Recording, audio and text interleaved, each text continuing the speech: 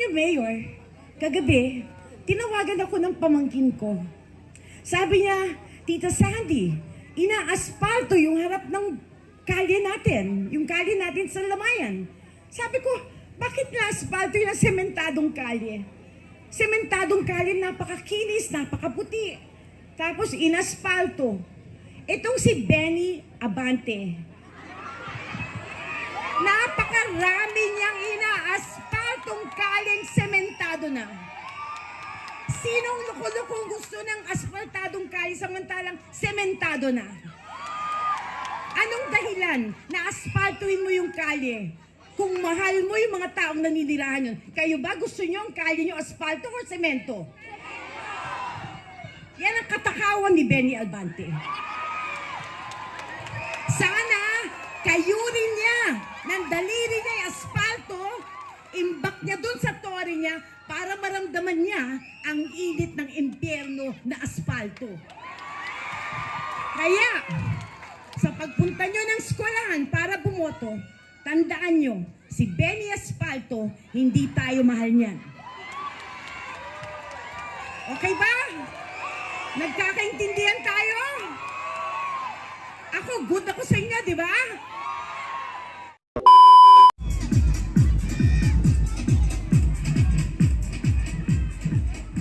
Hello! Kamusta na kayo? Siyempre may pumiting dito si Yorme. Sabi ko, Biata, marami akong kaibigan dyan. Napaka-importante ang pandakan sa lugar natin. Alam mo, Mayor, simula nung nagawa yung mga tulay, na iba yung anyo ng aming magandang lugar ng pandakan, na napunta kami sa dilim. Kasi yung mga overhead ng mga tulay, di ba? Apaka-traffic na ngayon. So parang dati, simple ang buhay natin. Ngayon, para tayong laging naghahabulan dito sa traffic, sa pupuntahan natin. Nasa stress kami dito sa Pandakan. So, sabi ko, nung niisip ko, bakit ba ako mag-iisko? Eh, dapat bilang babae, suportahan ko yung nakaupong mayora doon, di ba? Kasi alam ko, na pag babae ang naglingkod, leader, yan ay puso ng isang ina na nagmamahal sa kanyang pamilya.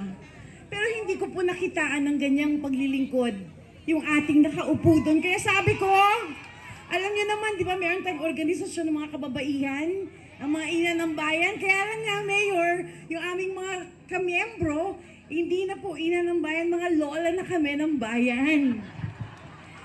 So, kailangan natin ng energy at saka yung sistema ng paglilingkod na mula sa puso.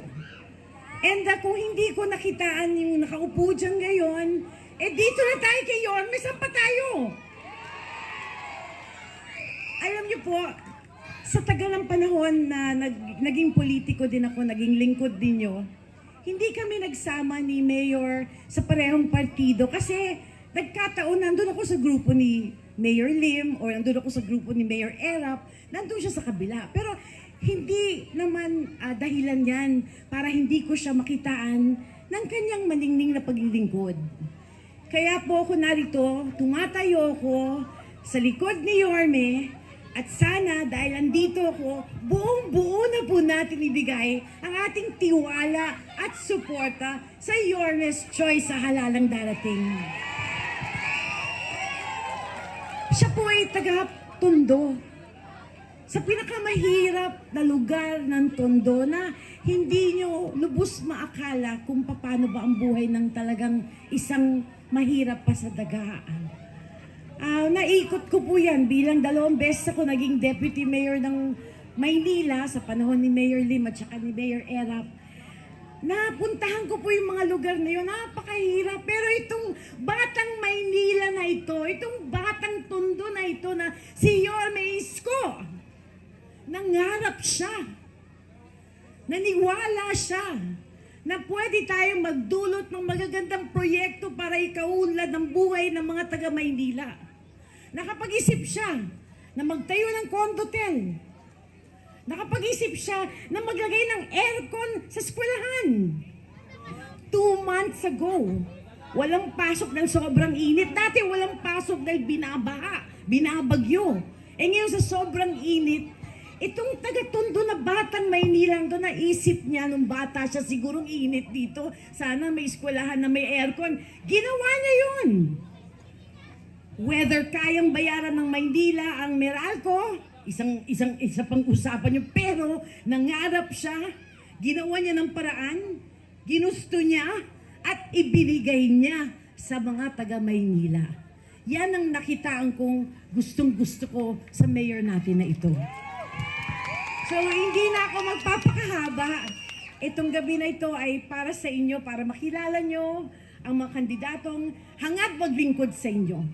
Ang mga kandidatong mangunguna sa mga programang ikaunlad ng ating lungsod, na magbabalik ng kagandahan, kaayusan, katahimikan at liwanag sa ating kapaligiran. Ito po ang daladala ng Your Miss Choice, Isko Moreno, Chia Chenza, Joey Uy, at yung kanyang mga konsyel na narito. Isa pa, alam niyo, Mayor, kagabi, tinawagan ako ng pamangkin ko. Sabi niya, Tita Sandy, ina-asfalto yung harap ng kalye natin, yung kalye natin sa Lamayan. Sabi ko, bakit na-asfalto yung sementadong kalye? Sementadong kalye, napakakinis, napakaputi. Tapos inasfalto. Itong si Benny Abante, napakarami niyang ina-asfaltong kalyeng sementado na. Sinong luko-lukong gusto ng asfaltadong kalye samantalang sementado na? Anong dahilan na asfaltuin mo yung kalye? Kung mahal mo yung mga taong naninirahan yun, kayo ba gusto nyo ang kalye nyo asfalto or semento? Yan ang katakawan ni Benny Albante. Sana kayunin niya ng daliri niya yung asfalto, imbak niya dun sa tori niya para maramdaman niya ang init ng impyerno na asfalto. Kaya, sa pagpunta nyo ng eskwelahan para bumoto, tandaan nyo, si Benny Asfalto, hindi tayo mahal niyan. Okay ba? Nagkakaintindihan tayo? Ako, good ako sa inyo, di ba? Anyway, kayo na ang magsasabi. Dadalawa lang naman sila eh. Di ba? But anyway, I love you very much. Thank you for the opportunity to say hello to all of you. And God willing, God first Manila, ibalik natin your Miss Choice, Isko, para sa ating lungsod. Salamat po at magandang gabi sa inyo lahat. Maraming salamat po, Congresswoman Sandy Ocampo!